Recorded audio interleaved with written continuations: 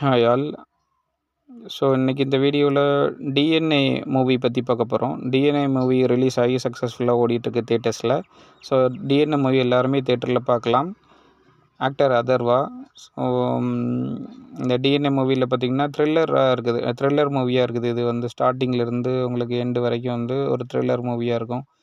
ஒரு பிறந்த குழந்தையோட பேஸில் இந்த ஸ்டோரி வந்து எடுத்திருக்காங்க. ஸோ நீங்கள் கண்டிப்பாக எல்லோரும் தியேட்டரில் பார்க்கலாம். Thank you all.